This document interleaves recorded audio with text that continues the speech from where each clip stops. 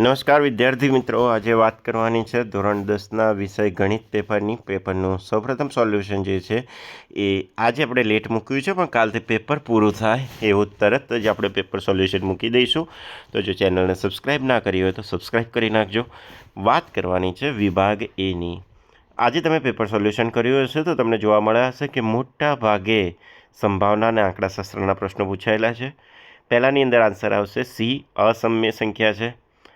અસમ્ય એટલે કે એવું કે જેનું વર્ગમૂળ ના નીકળી શકે. ત્યારબાદ number 2 option number D. Number 3 એની અંદર શૂન્ય જણાવવાનું છે -3/2. ચોથાની અંદર આવશે આન્સર 3, પાંચમાની અંદર આન્સર બી અને છઠ્ઠાની અંદર આવશે આન્સર ડી. આ દરેકે દરેક સોલ્યુશન જો તમારે PDF સ્વરૂપે જોઈતું હોય તો તમે કોમેન્ટ સેક્શનની અંદર જણાવજો, જેથી આપણે ડાયરેક્ટ તમને સોલ્યુશન મોકલી શકીએ. અંદર વોટ્સઅપ નંબર આપેલો છે, વોટ્સઅપ નંબર પર તમે પેપર સોલ્યુશન એવું કરી અને મોકલશો તો આપણે જે PDF છે તમારા વોટ્સઅપ નંબર પર મોકલી દઈશું. ત્યારબાદ આવે છે નંબર 7, એનો આન્સર આવશે 2/7. આઠમાનો આવશે 1.5, નવમામાં આવશે 2, દસમાની અંદર 6, 11માની અંદર 210, 12માની અંદર જવાબ આવશે 5 અને 2, કેમ કે મધ્યબિંદુ શોધવાનું છે. ત્યારબાદ છે ખરા અને ખોટા. તો 13માનો અંદર આવશે ખોટું, 14માની અંદર ખરું, 15માની અંદર આવશે તો 15માની અંદર ખરું ને 16માની અંદર ખોટું. તો તમે જોઈ શકો છો કે 15માની અંદર રકમ જે છે, રકમમાં મિસ્ટેક છે, તો એ મિસ્ટેકના તમને 1 ગુણ જે છે બોનસ ગુણ મળવાપાત્ર થાય છે. ત્યારબાદ 17, 18, 19 અને 20 તો એનું સંપૂર્ણ સોલ્યુશન આપણે મૂકેલું છે, અને જો તમારે વિગતવાર એનું સોલ્યુશન જોઈતું હોય તો વોટ્સઅપ પર તમે પેપર સોલ્યુશન એવું કરીને મેસેજ મોકલી શકો છો, તો તમને સંપૂર્ણ સોલ્યુશન મળી જશે. ત્યારબાદ જોડકા મધ્યકના સૂત્રના આધારે જતા મોટાભાગના જે જોડકા છે દરેકને આવડતા જશે. CAD અને B એ તમારા આન્સર થશે. ત્યારબાદ આની અંદર A, B અને Cની અંદર તમારે જોવાનું છે કે જે આન્સર B આપેલો છે એમાં નીચે ભાગાકારમાં 2. જો કોઈ સ્કૂલમાં નીચે ભાગાકારમાં 2 ના કરાયેલા હોય તો તમને બીજો પણ બોનસ ગુણ મળવાપાત્ર થાય છે. ત્યારબાદ વાત કરીએ વિભાગ Bની, તો આન્સર એના 25 અને 26ના તમે સ્ક્રીનશોટ પાડીને લઈ શકો છો કે આન્સર કઈ રીતના આવે છે.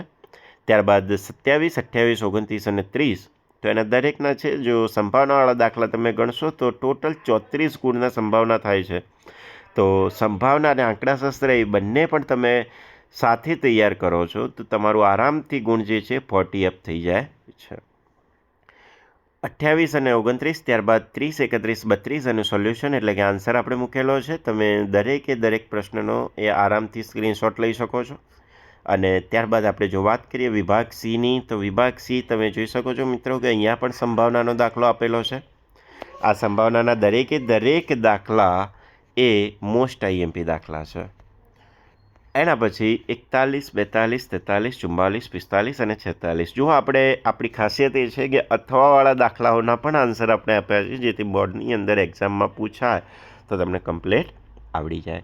ત્યારબાદ જો વિભાગ Dની વાત કરીએ તો વિભાગ Dની અંદર સમપ્રમાણતાના જે મૂળભૂત પ્રમેયને એ બધું આપણે લખીને સાબિત કરવાનું છે. તમારે આ પ્રમેય એ ઊંઘમાંથી ઉઠાડીને પૂછો તો એ તૈયાર હોવો જોઈએ, કેમ કે એક લાડકો પ્રમેય છે અને મોટાભાગનો મોસ્ટ IMP પ્રમેય છે.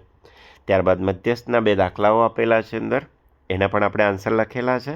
અને 54 નંબરના પ્રશ્નો સુધી એ આપણે આન્સર કરેલું છે. આની અંદર આપણને આપણા ગણિત વિજ્ઞાનના તજજ્ઞ એવા મેહુલસિંહ, જે ગણિત વિજ્ઞાનના ખૂબ જ તજજ્ઞ શિક્ષક કહેવાય છે, એમનો આપણે આભાર વ્યક્ત કરીએ છીએ કે જેમને આપણને પેપર સોલ્યુશન આપ્યું. દરેકે દરેક પેપર સોલ્યુશન મિત્રો 9થી 12ના તમને આ ચેનલ ઉપર મળી જશે. તો તમારે આ ચેનલને જો સબસ્ક્રાઈબ ના કરેલી હોય તો સબસ્ક્રાઈબ કરી રાખજો. તમારા મિત્રો જોડે શેર કરવાનું ભૂલતા નહીં. 9, 10, 11, 12 પેપર સોલ્યુશન તમને પેપર પૂરું થાય એના 1 કલાકની અંદર મળી જશે. ફરી મળીશું બેટા નવા વિડીયો સાથે. જય હિન્દ, જય ભારત.